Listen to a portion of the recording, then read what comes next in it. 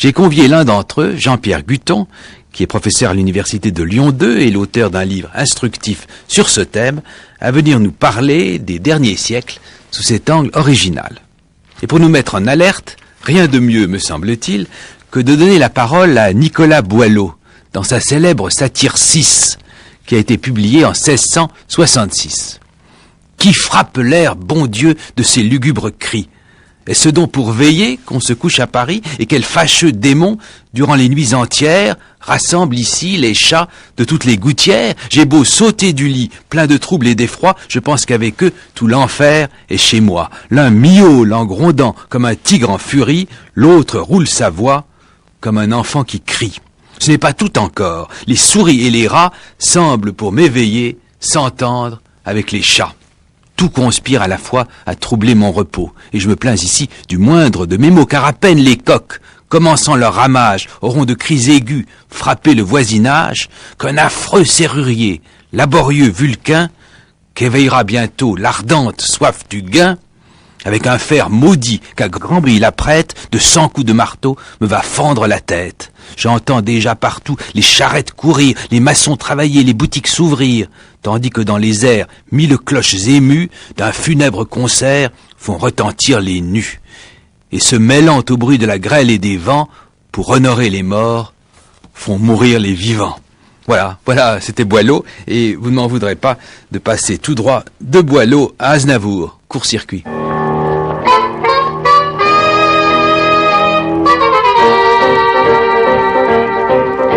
Chiffon, marchand d'habits chiffon, parcourant le quartier, figure sympathique que tout le monde connaît.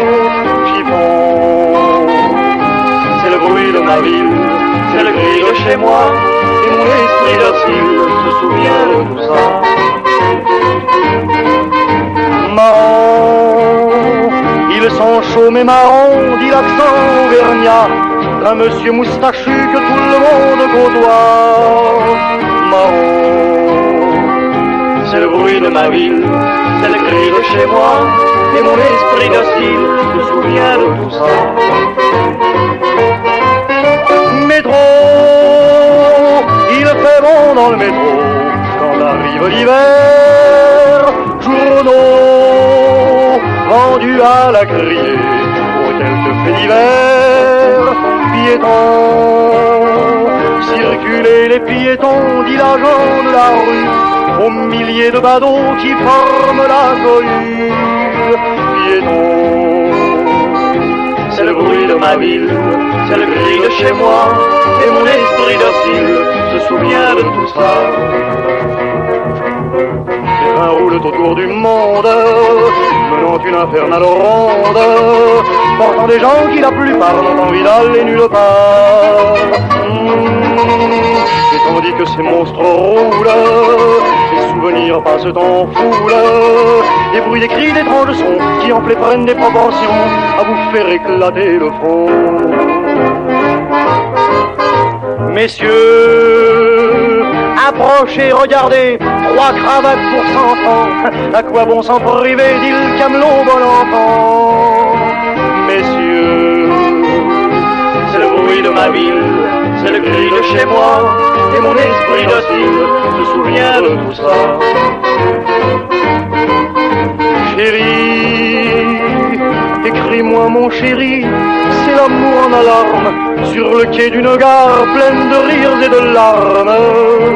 Chérie, c'est le bruit de ma ville, c'est le cri de chez moi, et je m'endors docile en rêvant à tout ça. C'est le bruit de ma ville, c'est le cri de chez moi, c'est le bruit de ma ville, c'est le cri de chez moi.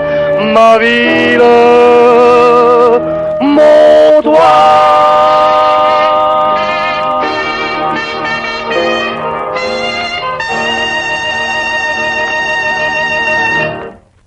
Jean-Pierre Guton, bonjour. Bonjour. Nous commençons avec le jeune Charles Aznavour. C'est une chanson de 1949, les cris de ma ville. Est-ce que vous avez été choqué par ce rapprochement un peu brutal entre Boileau et Aznavour? Pas du tout. D'une part parce que Boileau 1666 c'est tout à fait caractéristique. On ne perçoit pas la pollution par le bruit en 1666, sauf dans les milieux intellectuels. et pour le reste, ça viendra bien plus tard, mais sans doute aurons-nous l'occasion d'en reparler. Ça paraît tout naturel à la plupart des habitants de Paris à l'époque. Ça fait partie de leur quotidien, ils ne s'en indignent ni ne s'en chagrinent. Très peu, oui. Très peu.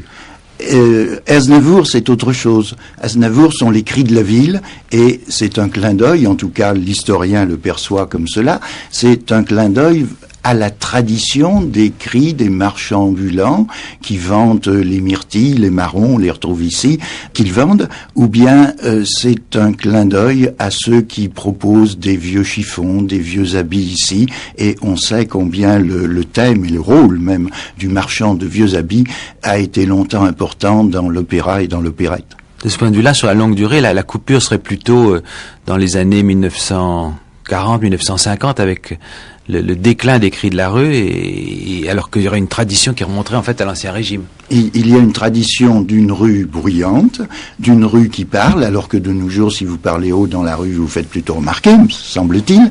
Et il y a une tradition aussi de la rue qui est lieu de travail. Et cela rend la rue, bien sûr, d'autant plus bruyante. C'est le serrurier que Boileau ne supportait pas et qui a été cité il y a un instant, semble-t-il.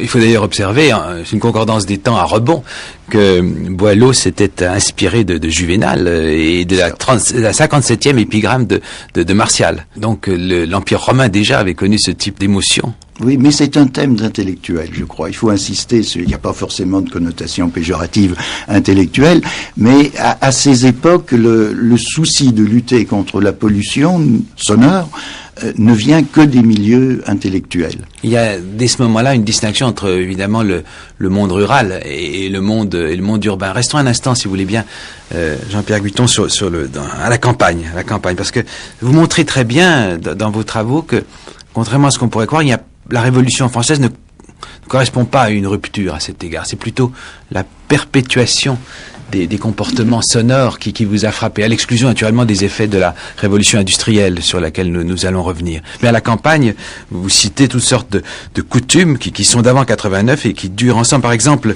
cet Oros, qui est un chant funèbre improvisé par les femmes du dans Sud-Ouest. les Pyrénées occidentales, oui. Je pense, pour reprendre d'abord le mot que vous avez employé, le mot de rupture, c'est un mot qui répugne toujours un petit peu à la fois aux sociologues et encore plus aux historiens, me semble-t-il. Rupture et continuité. Rupture et continuité, ou rupture ou continuité. Alors, il est sûr que dans les campagnes surtout, un certain nombre de choses enjambent allègrement la Révolution, avec simplement cette réserve que la Révolution nous a plongé nos ancêtres, dans la sphère de l'écrit. Beaucoup plus qu'on ne l'était avant 1789. Et plongé dans la sphère de l'écrit, c'est vrai qu'un certain nombre de faits de la vie courante tendent à disparaître. Dans le domaine politique notamment, l'Assemblée qui peut être houleuse et qui est la démocratie en pâtit, c'est vrai, et qui est devant tout le monde pour décider de l'avenir d'une communauté d'habitants, se fait avant 1789 sous un auvent qu'on appelle souvent une galinière et qu'on voit encore notamment en Bourgogne, sous un auvent d'église. Et tout le monde pratiquement peut y prendre part, et pas seulement ceux que l'on pourrait appeler par anachronisme les conseillers municipaux. C'est un peu, les assemblées révolutionnaires ne font que prolonger ça à hauteur nationale, en somme. À hauteur nationale, oui, c'est vrai, les assemblées de la Convention, notamment, sont extrêmement bruyantes et avec des intrusions, n'est-ce pas, du public, des intrusions physiques et des intrusions vocales, sonores. À la campagne, à partir du moment où quand il y a des conseils municipaux, il y a une sphère du politique qui est à l'abri de ce paysage sonore très foisonnant de l'Ancien Régime, et là il y a des éléments de rupture. Pour le reste, les ruptures, je crois, tiendront à des événements qui nous renvoient vers l'histoire économique, un petit peu vers la machine à vapeur, mais surtout l'électricité dans les campagnes, à partir des années 20 du XXe siècle. Ça, c'est beaucoup plus récent. C'est beaucoup plus récent, mais c'est vraiment à partir de ce moment-là que le textile est partout dans les campagnes et qu'il fait du bruit.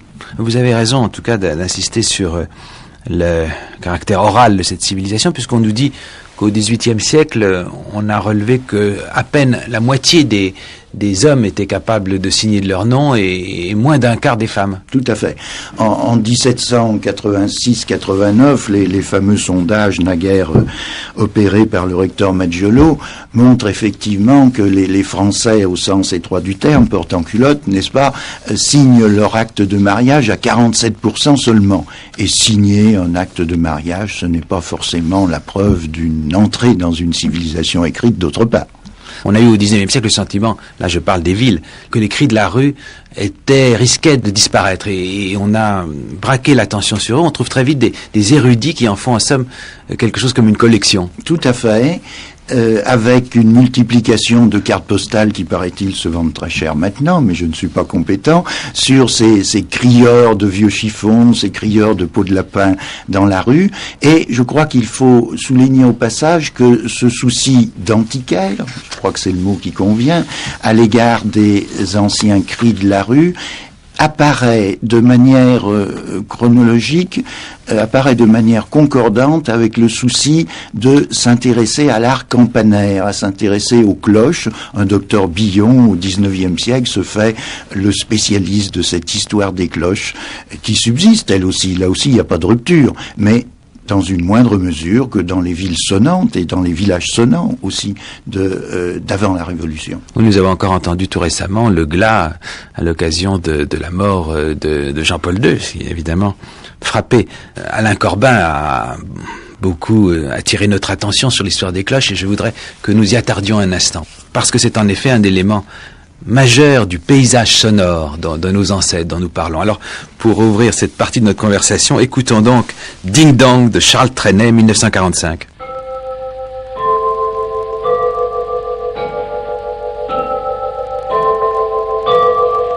Sur un sentier de vert printemps, plein de fleurs en papier, on va courir les petits enfants, on va trotter leurs pieds. Ils vont le long des ruisseaux, font bonjour aux oiseaux.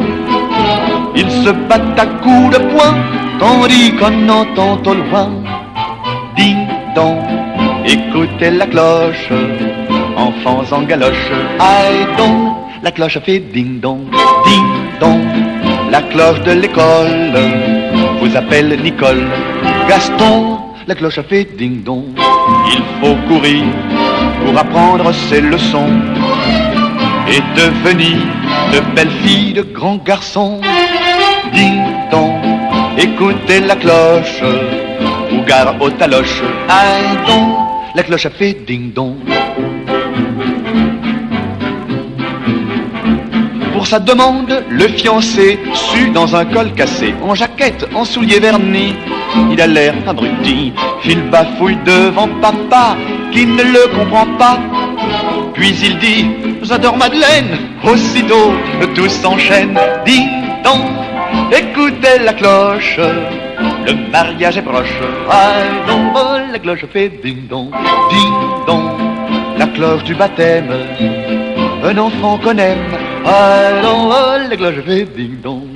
Puis le temps passe et l'on devient un homme sérieux, très sérieux. Et dans la classe, on se dit, bon, je suis pas trop vieux, non. Ding dong, mais la vie va vite, la jeunesse vous quitte.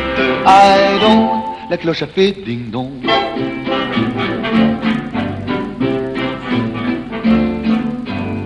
Un jour on se sent raplapla, il y a quelque chose qui ne va pas. On n'entend plus bien d'une oreille, et de l'autre c'est pareil. Dans son fauteuil on revoit ce qui fut autrefois.